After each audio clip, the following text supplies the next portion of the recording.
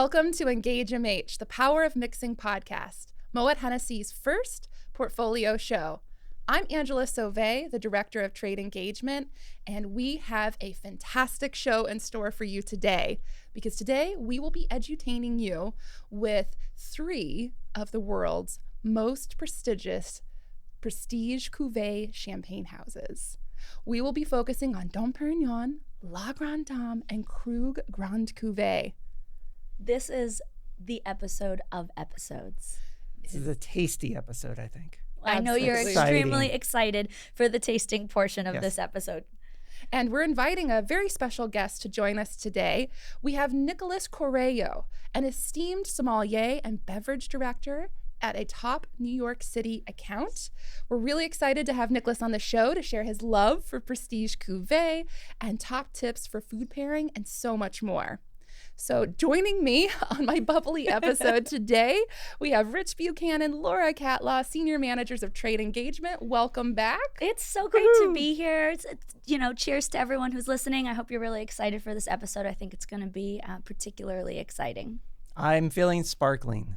Not bubbly? Yeah, I'm going to do something different today. All right. Yeah. I mean, here we are. We're turning over a new leaf here in our last episode of season 1 of Engage MH. What a way to close out 2023, if you think about it, talking about some of the most prestigious wines in our champagne portfolio. It is the creme de la creme episode and the creme de la creme wines that we will get to experience. It's only fitting that we're ending season 1 with prestige cuvée champagne. I mean, if you think about it, champagne, we talked about it last episode, but champagne is the ultimate celebratory experience. And personally, this moment is a huge celebration. I mean, just a little moment. We did it. We launched the first ever Moet Hennessy podcast. You know, what an incredible topic to close out this first inaugural season. I mean, we've wanted to do a podcast for years. I'm not exaggerating, many, many years. And we finally made it happen in 2023. And I personally think, we killed it or slayed it, as the young people say. You did. You slayed, Rich. You slayed all day. So let's slay this episode, team, by sharing with our audience what we know about prestige cuvée champagne. And I think we should start with the definition.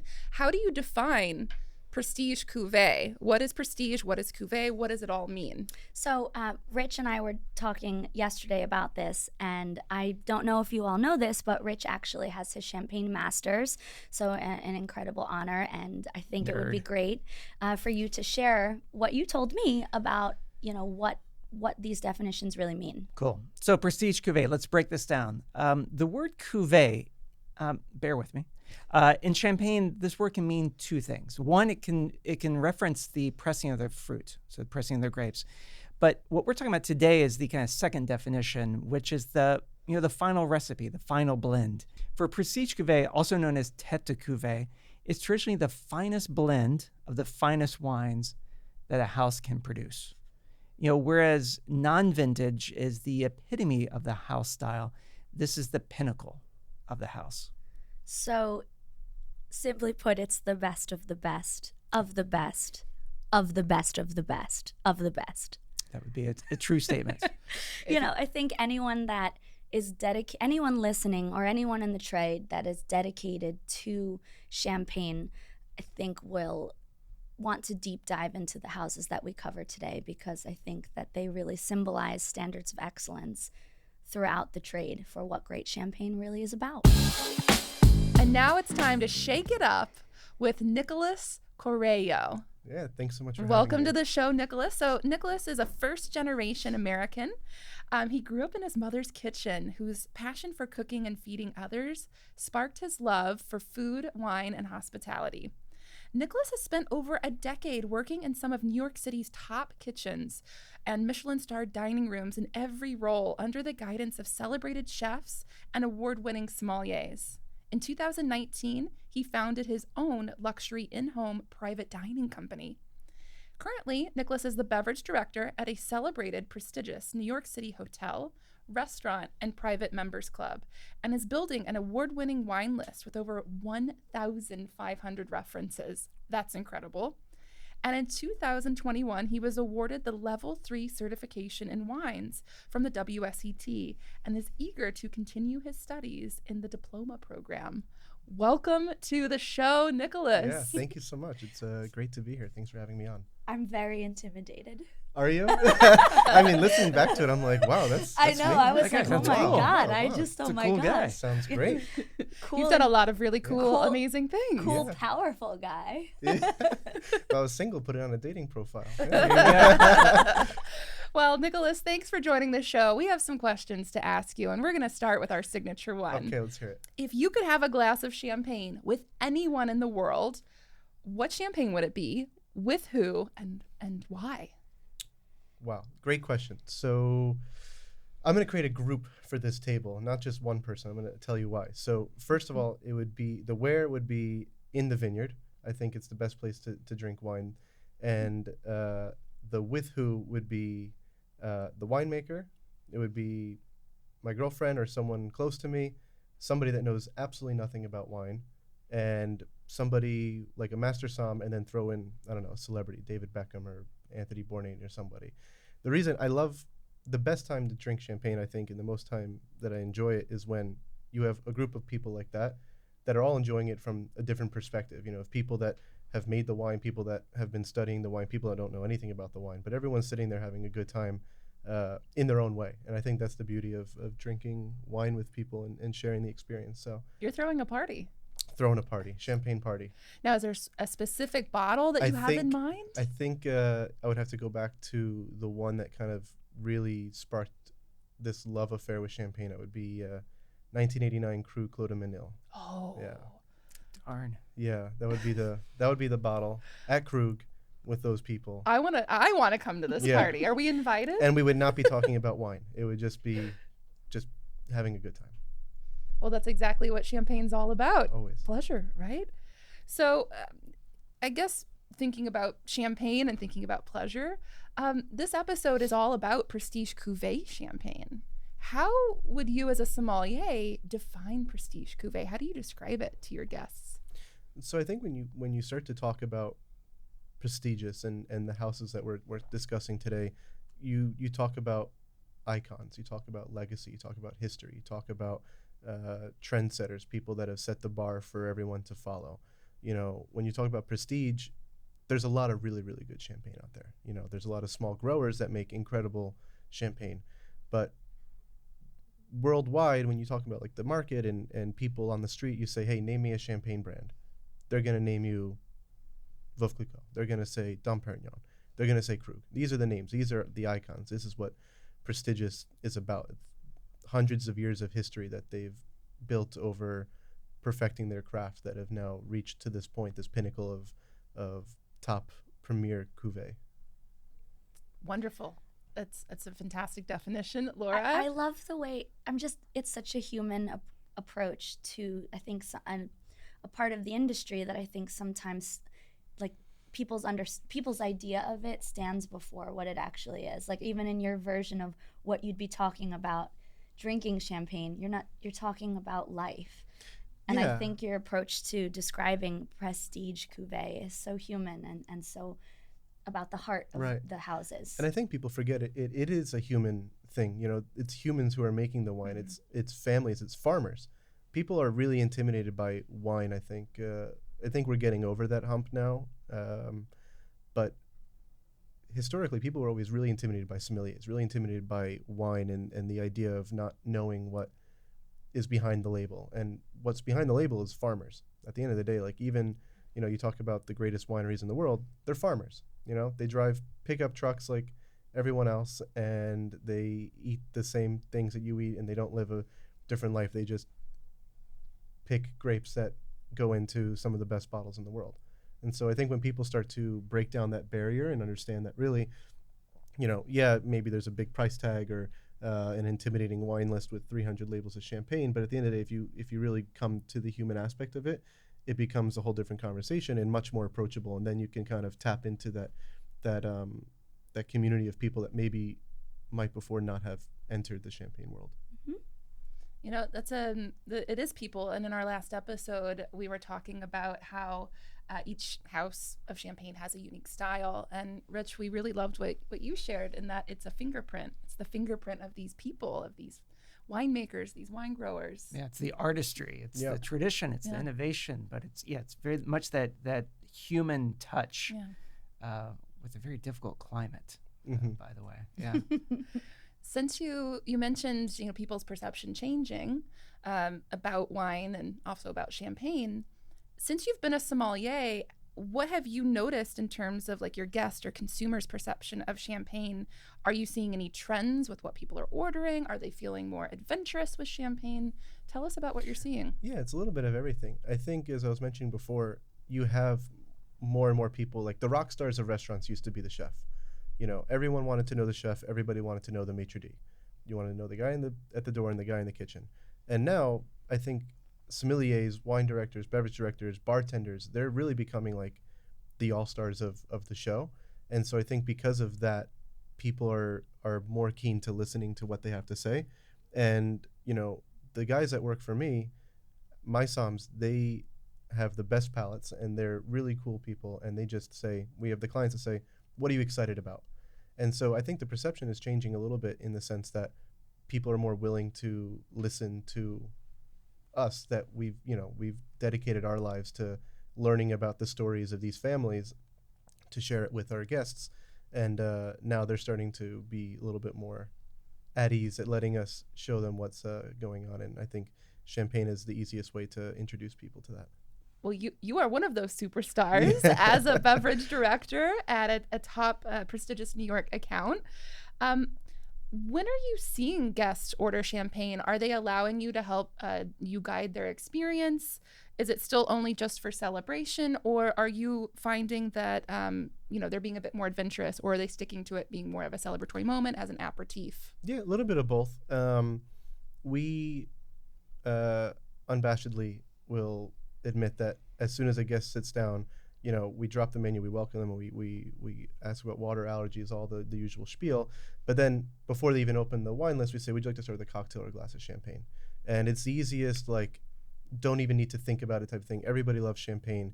It's something that I love to enjoy when I'm flipping through a wine list, when we sit down and we're having conversation. Maybe we're not ready to talk about the menu yet. We just want to have a conversation and chat a little bit, catch up with clients or friends, family, whatever. But at the restaurant, we're seeing a lot of people go a whole meal with champagne. We're starting to see people ask for progression in profile from beginning to end. Yes, it's still pretty much a dominant aperitif and something that people start off with. But I think a lot more guests are becoming open to exploring how champagne can be a pairing through the entire meal. Let's talk about food pairing. Yeah. I guess I'm a little hungry. So people are starting as an aperitif. Tell us about some unique champagne and food pairings that maybe you've seen or you've tried yourself. Yeah, well, everyone thinks about the classic, champagne and caviar, champagne and potato chips or French fries, champagne and fried chicken. But really, when you start to go through, as Rich was saying about the different cuvées, each cuvée is made up of different style of grapes, different dosage, different soil composition. So they all have their own character. So I really like champagne with crudo. So raw fish. Ooh. We have a beautiful crudo plate with uni and hamachi and langostino. I like champagne, more Chardonnay, Blanc de Blanc based champagnes with pastas with shrimp and botarga and lemon. I think the acidity and the butter kind of cuts through that. The champagne will cut through the richness of the butter on the pasta. When you start to get into more Pinot Noir based champagnes, you can talk about heartier dishes. You can even go veal and white meats. So the combinations are endless. But for me, still the king of all champagne pairings is champagne and oysters, raw oysters. And if you want to be extra about it, put some uni and caviar on the oyster and call it a day. Why did we record this before lunch? Yeah. Let's also, not do this anymore. When you said champagne and oysters, the light in Angela's eyes, Yeah. She loves oyster. An I oyster think fanatic. Is that your favorite champagne pairing? Oh, absolutely. Yeah. That, and then also champagne and pizza for me. Champagne pizza is a great one. Right? Yeah. We once did a champagne and pizza test. This was a very difficult day for Rich Scientific. and I at work. Very scientific, where we opened up various champagnes and we ordered all different kinds of pizzas from New York. So we had the classic, margarita, we had sausage, we had pepperoni, we had veggie, you name it, we ordered it. And we invited a few of our friends at the office to come try these pairings, and it was fascinating. And they ranked them. We did it scientifically. Yeah. Renard Rosé sausage pizza. Delicious. I mean, I'll shamelessly admit that one of my favorite things is Krug Grande Cuvée with a Shake Shack burger. Ooh, that sounds I awesome. Like love a that. shack stack with bacon and the French fries. It's the best. Oh my God, I Yeah. love that. I have like this weird obsession with drinking really, really nice wine with just fast food, because it's like this weird combination that people think that you need to drink really high-end wine in a high-end restaurant wearing a bow tie. Like, it's not like you should drink wine whenever you want. Like, I joke, my collection at home, we have some great bottles, we have some not great bottles, but we open the craziest stuff at the most random times, and people are like, oh, you gotta save that, you gotta save. I'm like, look, not to be bleak or anything, but you could walk out of the front door and get hit by a bus, and then what? All your wine is there, who's gonna drink it? Not you. So you might as well just enjoy it. Like, I'm a terrible collector. Bravo. Oh my God, my brain is exploding with excitement out of everything you just said. You talked about two things when you were describing the food pairing. So Angela and Rich, they talk a lot about the flavor spectrum of champagnes. And at Moet Hennessy, we have 6 incredible houses, and they're so crisp, to the richest champagnes that we believe on the market. And when you were highlighting all the different pairings, I could actually see the journey You could from visualize it. Ruinart to Moet just through the food that you were describing. Yeah. And oh my gosh, you have such a luxury sentiment. Like, I can tell that the idea of high-low, that's such a high fashion sentiment. And it's just, I think luxury is sometimes some really simple ideas. Yeah, luxury is perspective. I think some people think it's designer clothes, limos, and fancy vacations. Other people think it's being able to have the time to spend with your family on the weekends. I live somewhere in between that. I like nice things, and I enjoy the simple things, and I love to put them together. Because as long as I'm surrounded by people that I care about, and we're having a good time, and we're in a nice place, it doesn't matter where we are or what we're drinking. That's the best times. Make it count. Yeah. Make it count. Every moment is a celebration. Exactly. Whether it be a big moment or just a small moment. Hey, you made it through Monday. Yeah. And that's one of the things that people are getting over, that champagne is only for celebrations. It's not anymore. You think graduation, marriage, and New Year's Eve, and that's what champagne used to be for. Or divorces. Or depending who you're asking. Yeah, divorces.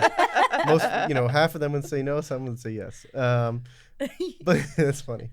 But now champagne, like, I was recently in France a couple times in Champagne, and I think it really pointed out to me that I love to drink champagne throughout the whole day, and you can drink it with anything, and you don't need a celebration, you don't need an occasion, you just need, if you were gonna have a cocktail, okay, put champagne in place of the cocktail.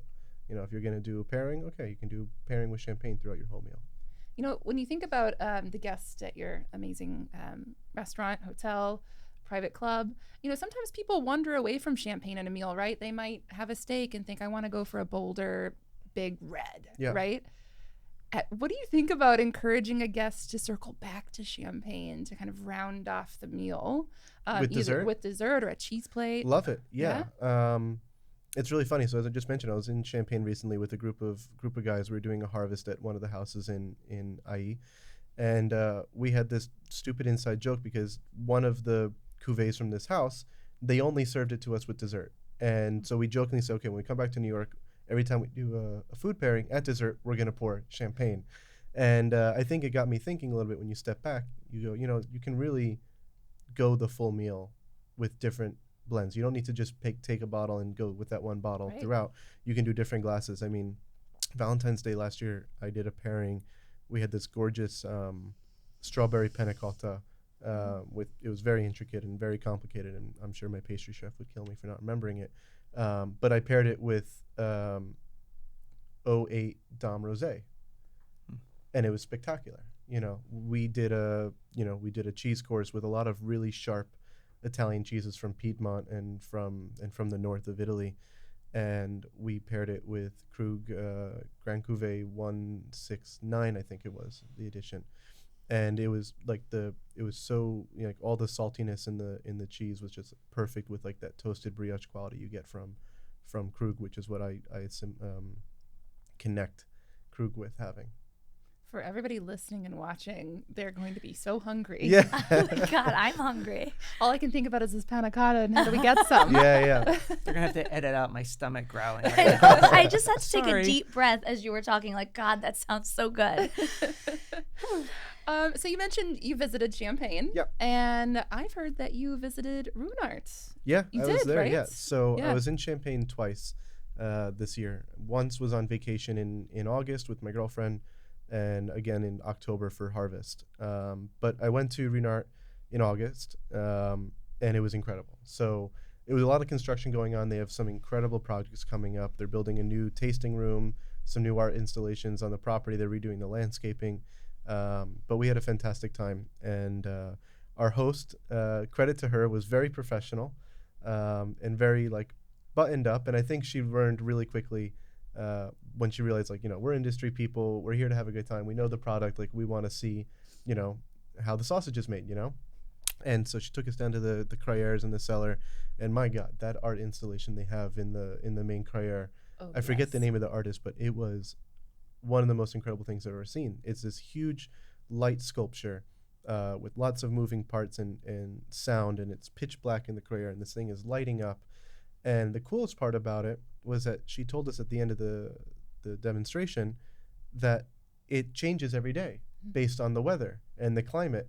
And so when we were there, it was red at the top, and there was storms and thunder and like the sound effects, not the actual weather. And I was like, oh, that's really dark and moody. But she said, yesterday was very bright and cheerful, and butterflies and this, that, and chimes.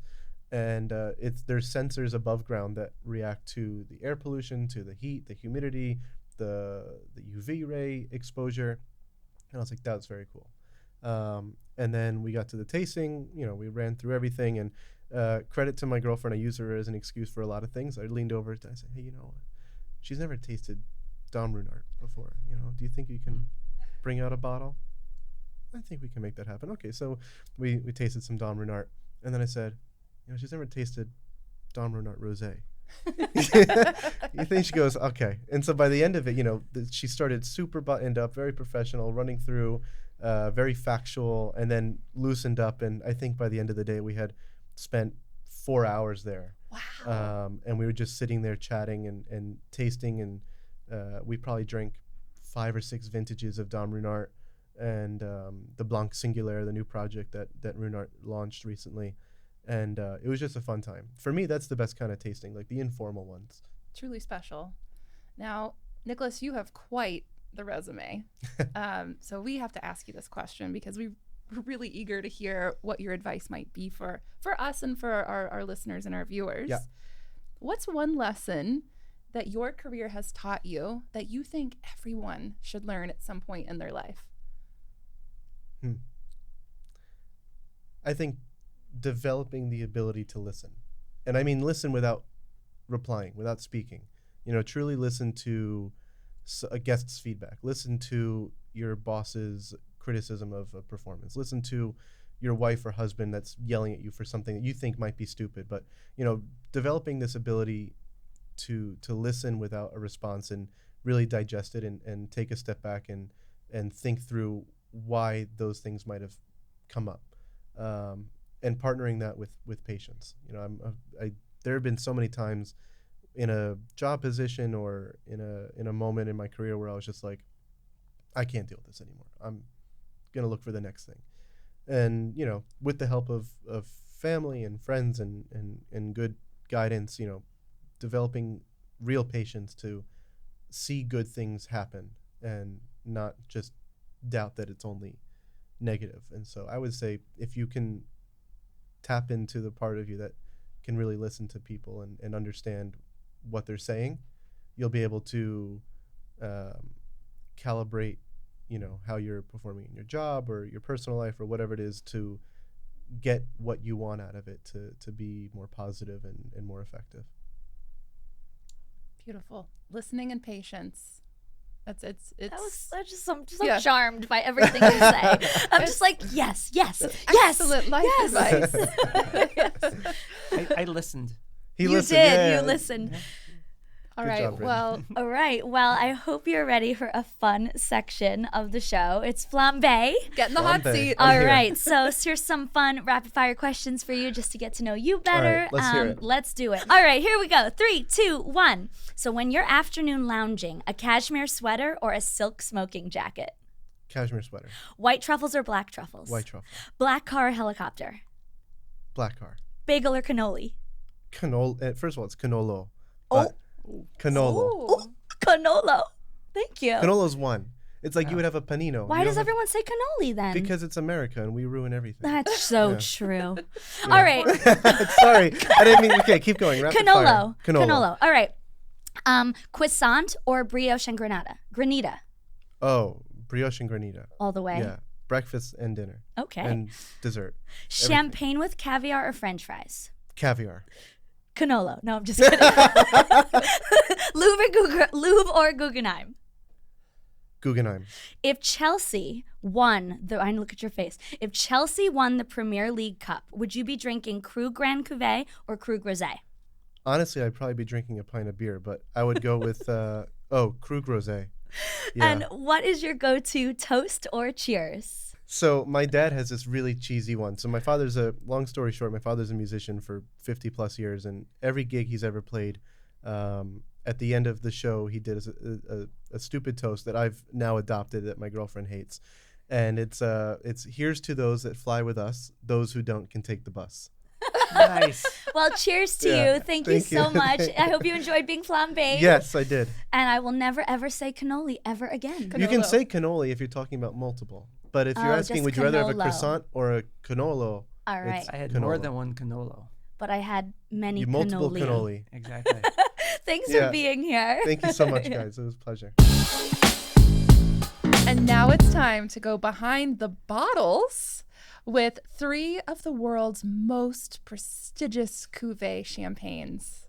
I am so excited by these bottles in front of us. So we're not in a vineyard experiencing it, but we are here in our fabulous podcast We studio. will make do. Yeah. We will make do. So, Rich, I know last episode you talked about how to open up champagne, but I know there's a special brand here that actually goes against the grain of the most traditional ways of opening a champagne Yeah, so bottle. in episode 8, we talked about how each little bottle of champagne has a nice little pull tab on it. The foil comes off nice and neat. That is true for, I believe, every bottle of champagne except for one, which would be Dom Pérignon. And Dom Pérignon has this lovely, very thin antique style foil. And don't try to peel it off.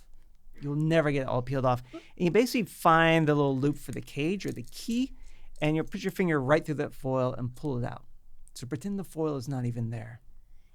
Is there a reason why it's different than every other champagne? It's an homage to the traditional style foil that you had centuries ago. So it's kind of a nod to the the 1800s and 1700s of the Champagne region. Oh, there you go. And then Rich is using the cage to actually break the foil, if you see that there. And if you're listening, not watching, I hope you check this out on YouTube. That cage helps break the foil. So you don't want to pick it off, like Rich said. You don't want a little snow pile of foil from the bottle. You'll never get it peeled off. And so we just pretend that the foil is not there, and then the same 45-degree angle, and we're turning from the bottom. All right. Thank you for showing us how to properly open a bottle of Dom Pérignon, Rich. That My was pleasure. excellent. Where did all these glasses come from? Magic. Champagne magic. It is time to go behind the bottle, and I think we should start with Dom Pérignon. How does that sound? I would love to go first. I love Dom Pérignon, but no waiting, just drinking, right? So let's start with a toast. May all of your troubles turn to bubbles. Cheers. Cheers, everybody. Salute. Salud.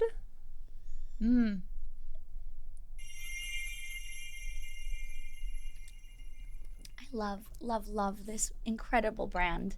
You know, we were talking about earlier, it's the stories behind the bottles that matter. And I think that Dom Pérignon, the man himself, right? Dom Pérignon was a monk, obviously the head monk at the Abbey d'Auvilley, which was right above Epernay in Champagne. And I wish, to answer the first podcast question, I would have a glass of champagne with Dom Pérignon himself. There's an incredible letter that he wrote that Rich often talks about, where he very humbly, he kind of humble brags a bit, but he says, "Enclosed, please find 26 of the best champagnes in the world." And I think that I love that attitude of, I know this is the best, and it's the best for a very specific reason, because he was a complete perfectionist. He was absolutely dedicated to creating something that was perfect.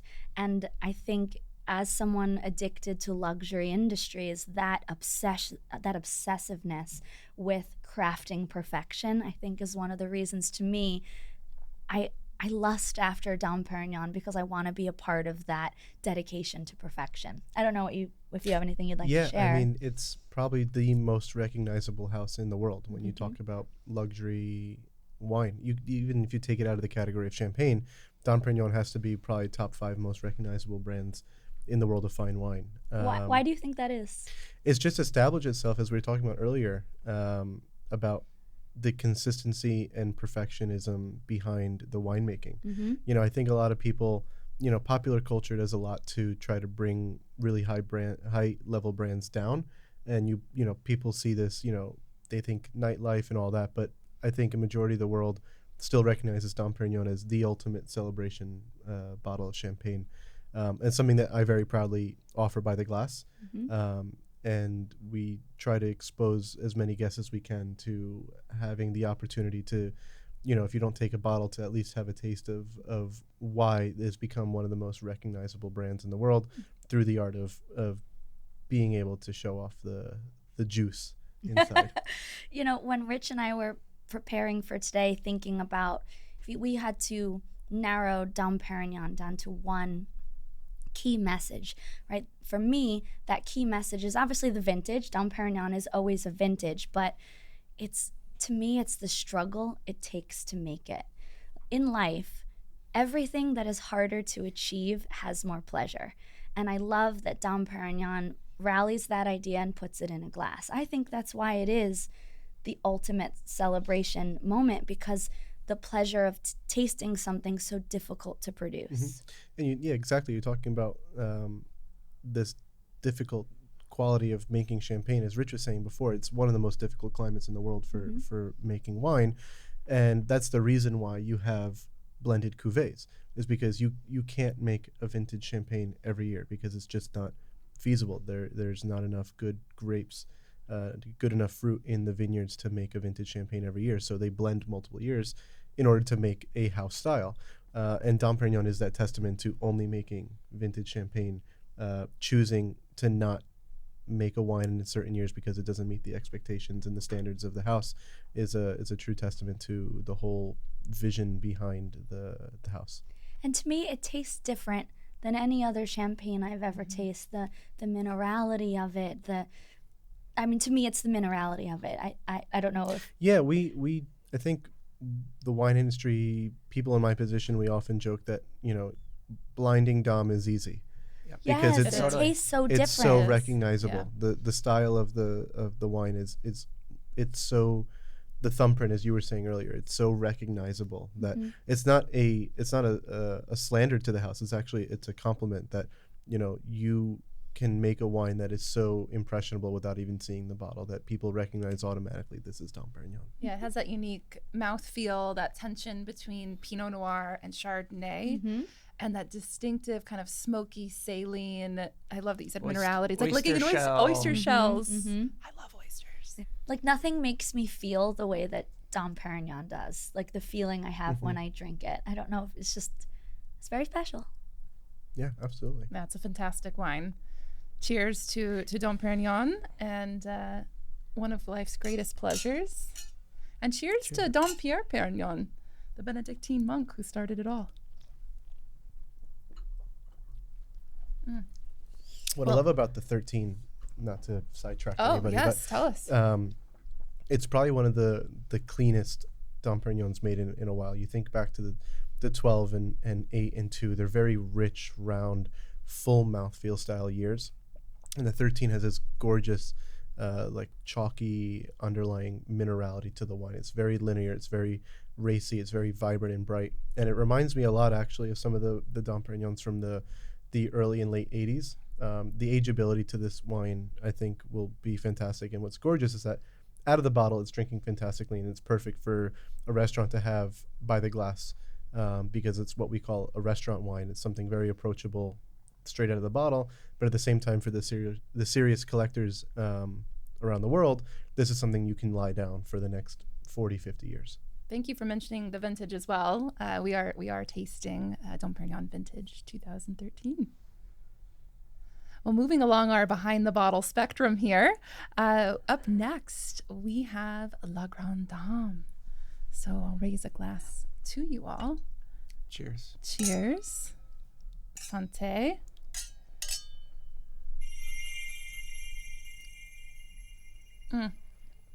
Now, for those of you who might be unfamiliar with La Grande Dame is the prestige cuvée from the house Veuve Clicquot, America's favorite champagne. And it's one of those wines that when you know, it is such a spectacular champagne. Of course, named after Veuve Clicquot.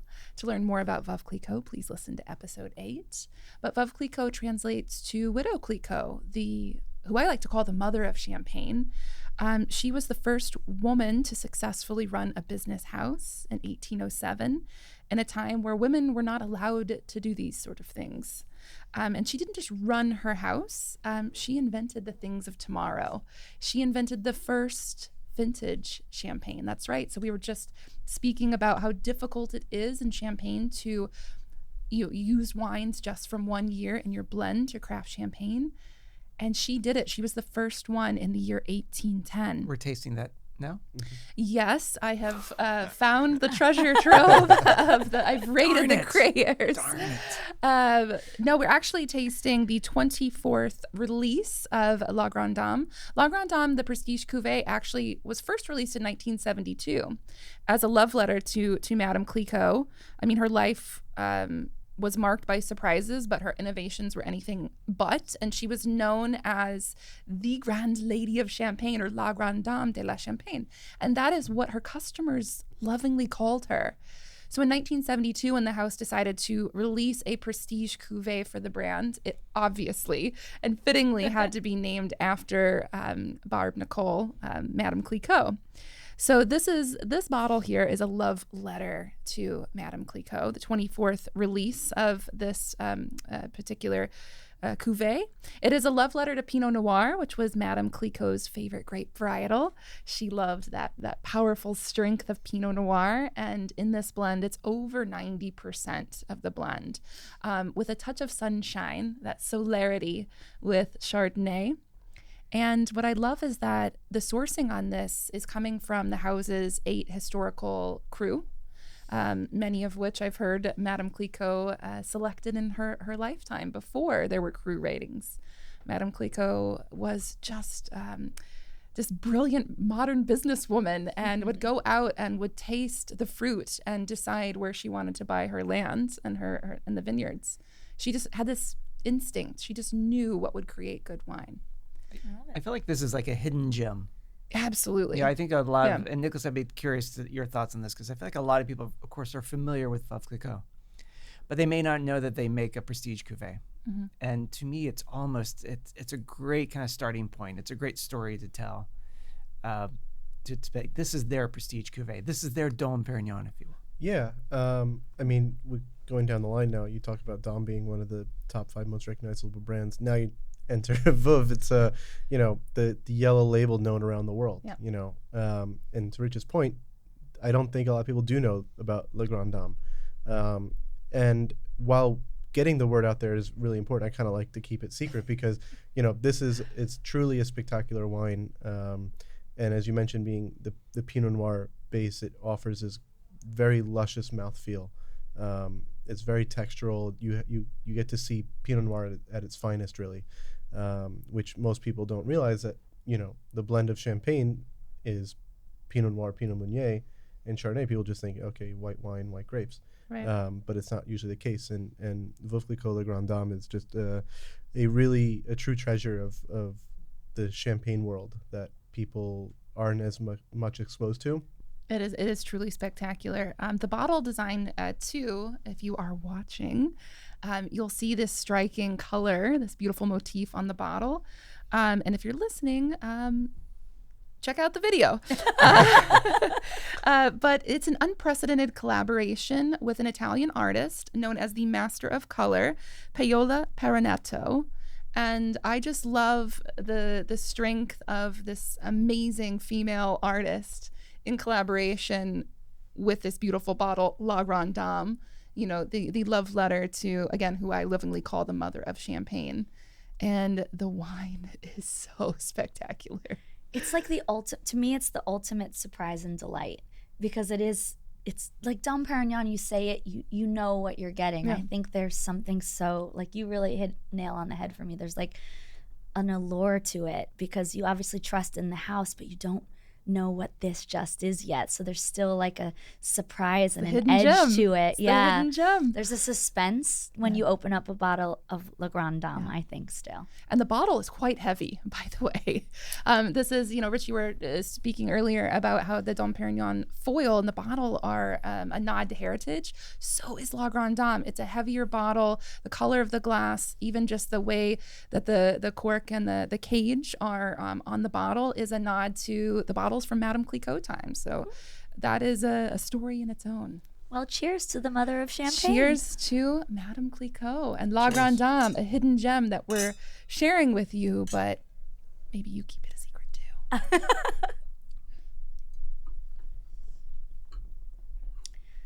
Rich, do you want to take us home? Next glass. Yeah. I think my toast will be, may all your champagne be Krug. That be an okay, good toast? Great Yes. toast. There It's a you go. fabulous Cheers, toast. everybody. We'll finish this up with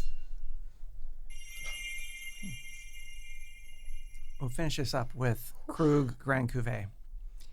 And this is a really simple story. Very simple.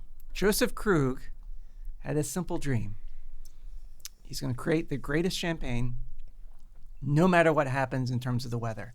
And he's going to do that every single year. Spoiler alert, he did it. Did it. Exactly. I think for me, I know we don't want to talk about the technical aspects of these wines, but to me, this is Krug Grande Cuvée from a blending process is unparalleled in the wine world. I mean, you have hundreds and hundreds of wines, and this one I believe was 182, I think, maybe base wines. We're looking at the data. Just that level of craftsmanship is, like I said, unparalleled.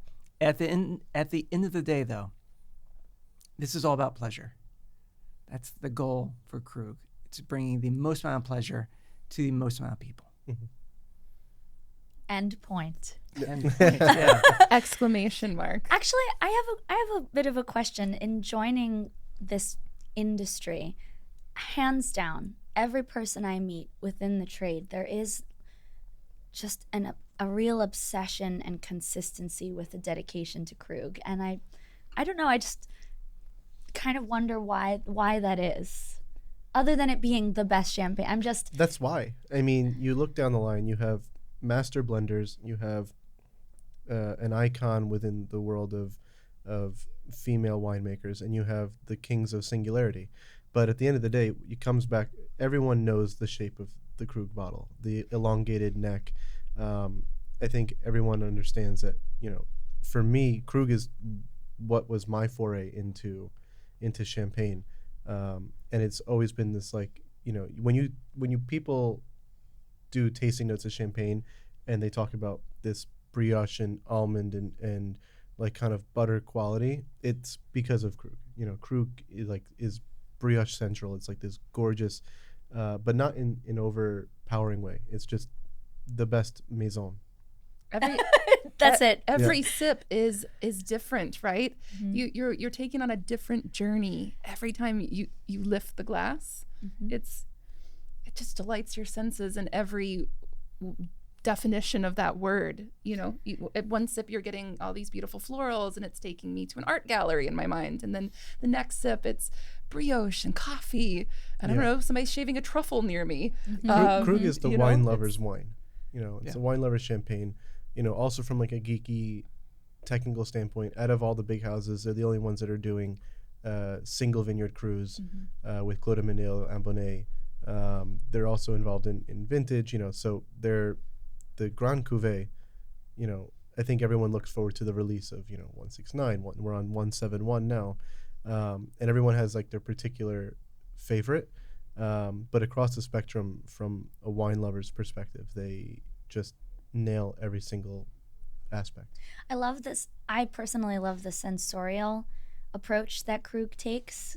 Rich always champions the Krug ID on the bottle, so you can listen to different types of music when you drink it. And I love this idea that like Krug possesses your entire senses when you drink it. And I think that approach is pretty The spectacular. Krug idea is really great for the trade as well. Yeah. I'm sure in your restaurant and in the private club and at the hotel, staff, especially if maybe they're new to wine or maybe, need a reminder of what's inside the bottle. This is really fun to do with guests, right? You can download the Krug ID app for free, and there is a 6-digit code on the back of the bottle. And this is what's so amazing. You can type that code into the app, and to what you were saying, Laura, it will give you the blend of the bottle, but then it's so much more. It is music, it is food pairing, it is the story from our chef de cave, Julie. Well, yeah. I was going to say, two observations I just had. Number one, we've said the word love a lot. What I'm not making fun of, because these are all very kind of almost emotional wines, all three of them. For me, I have memories and moments kind of assigned to each of these bottles. The other interesting thing is how they interpret the idea of prestige cuvée. And kind of we have three very different personalities.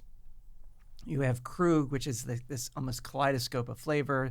We have Dom Pérignon, which to me is like, oyster shell and brininess and smoke and lime and granite and all these flavors. And then we have Le Grande Dame, which to me is the iron fist and the velvet glove, this dichotomy that was Madame Clicquot's structure, contradiction. So I do think it's very fascinating tasting interpretations of prestige cuvée, taking very different routes to get here. And they wrap up the personality of these houses so amazingly well. And love. Yeah. Love, and love. Well, I feel like you should give the last cheers. Am I? Of I think Okay. it's only Tasting. appropriate. All Let's right. raise a With glass. Krug, your favorite. With Krug, the best. So, as my father would say, here's to those that fly with us. Those who don't can take the bus. Yes. Awesome. I'll take the Krug bus Cheers. any day. Yeah. Thank you so much for being here. It's been, as Krug would say, a pleasure. Pleasure was mine. Thank you so much. Where's the champagne? Don't worry, we can have some more later. Okay. That's a great question, though. Where is the champagne? This has been a champagne-filled episode with the world's greatest champagnes, Prestige Cuvée champagne. I'm not sure that I can, I feel like I need to listen to this episode several times just to really land all the takeaways that were, because he really brought, I think, some incredible thoughts and feelings about champagne that I think are incredible value adds to anyone who's listening. Yeah, in. shout out to Nicolas. What a legend, what a superstar. It was such a Super. pleasure to have him on the show. And we're going to close with our 3 things we were inspired by. So Laura, I'm you gonna gotta go You got to first. culminate it. I feel like it's only appropriate for you to go first. Well, I actually wrote down a couple of thoughts, and my takeaways are pretty practical, but I think they are doable behaviors that anyone who's listening to this podcast could bring to their business, could bring to their to the accounts that they're working in, and it's very simple. It's champagne first mentality. He talked a lot about by the glass programming, and I know this might seem obvious, but I don't see it enough. And by the glass programming allows consumers to have the opportunity and the honor to experience these prestige champagnes in a way that they never have before. I think that he talked about, and it makes him money.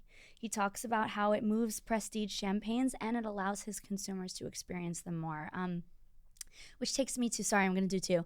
Which takes me to the bigger global point, which is that prestige is still approachable. Prestige is still accessible. I love his high-low mentality to Shake Shack and Krug. And I think that is the future of prestige champagne, is in its approachability and in its humanness. So those were my kind of takeaways from the episode.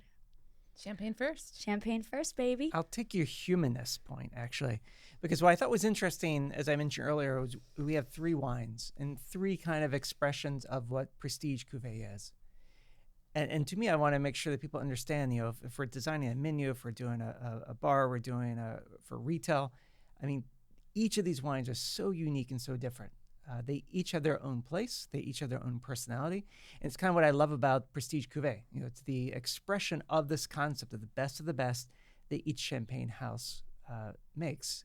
And we're recording this in November. We're getting into the holidays, and let's be honest, if you want to gift me anything, this category of wine, this section of the wine store is a good place to start. And it can even be a gift when you're in the restaurant. Like, what better way to surprise your guests or start off your holiday meal with a glass of Dom Pérignon? Exactly. Or if you're taking someone out, order them a glass of Dom Pérignon. Yes, no better way to impress your Surprise. date than a beautiful glass of prestige champagne. You heard it here. Dating advice on the engagement. It's true. Champagne first. And I really love what you said, Rich, about each house having this unique style, and that there's a place for each of them. Yeah. They're so distinct. Well, that leaves it to me for point number 3. And as I was sitting here reflecting on this incredible episode, this was a bonkers episode, right? I think that's the only way to describe it. I think I just have to go back to the fact that champagne is the ultimate celebratory wine. It's the wine of king. It's the king of wines. It's the epitome of celebration. And it's not just for the big celebrations. It's for all those moments in between. So again, as Rich mentioned, we're filming this in November. There's a lot of celebratory moments coming up. There's so many opportunities for champagne. So if you're in the trade and you're listening, have that prestige cuvée champagne on your list. If you can make it available by the glass, as Laura said, do it. Put it on the list. If you're an off-premise, add it to the shelf. Make it giftable. Put it in the cold box. Right. Put it in the cold. Have it ready. It's ready to go. For people to grab and impress, at a dinner party. There's going to be a lot of dinner parties coming up. And at the end of the day, if you're anybody else listening, choose champagne. Champagne first. Champagne first. Champagne is for you, so choose champagne. Special moment. Special moment? Who's getting flambéed? No. You two are getting flambéed. No. You don't know what's happening. It's about to happen. Just let it happen. Okay, are you ready? This is flambé. Rapid fire questions. You have to answer with one word answers. What are these questions? Go. My seat is so hot right now. I know, just get ready. All right, these are some of the most frequently asked flambé questions that have appeared through the season, and then some fun-filled special questions that you don't know I made. All right, are you ready to be flambéed? I think I'm ready, Rich. Are you ready? I'm ready. Let's go. All right, 3, 2, 1. Dive bar or swanky? Swanky. Oh, but both. Swanky. I would have done dive bar. Okay. Volcanic say at the club or volcanic say by the pool? Volcanic say by the pool. Pool, yeah. Pool. Club. Gosh, we are like different people. Haggis or brisket? 3, 2, 1. Haggis. Brisket. Haggis. All right. Martini or Negroni? Negroni. Martini. Slice or bagel? Slice. Ooh, universal. Kilt with or without pants? I'm going to say with. Do I have to answer? Without? Okay. I am Scottish, so I guess without. So without. I We don't guess want to without. be English as we were taught, right? Yeah. Knicks or nets? Nets. Oh, nets. Oh, okay. All right. Favorite podcast phrase? Bonkers. That's fascinating. That's fascinating. I'll go first. Yeah, I'll go I have first. two. All right. Favorite podcast cocktail? Ardbeg Daiquiri. Oh, this is tough. I'm going to go, I really liked the Angels in the Rye Field. Yeah, that was going to be mine too. Yeah. An actual shout out to Brian and Charles, who were part of all the inaugural episodes helping us bring it to life. Favorite podcast moment? Episode 8, Oh. the whole thing. Champagne? Yeah. What was yours? Yeah, honestly, I was going to say this one. This one? Yes, it's got to be episode 9. Mine was the Scotch, our Scotch episode. Bookends of The Bookends of Scotch. Scotch. I Yes. really enjoyed that. And then finally, your go-to toaster cheers. Cheers, y'all. Well, we said it earlier. May all your pains be champagnes, and may all your troubles turn into bubbles. Woo! Thank you so much for watching our first ever Moet Hennessy Season 1 That's a podcast. wrap. We did See you it. next season. See you next season. Like, follow, subscribe. See you next time.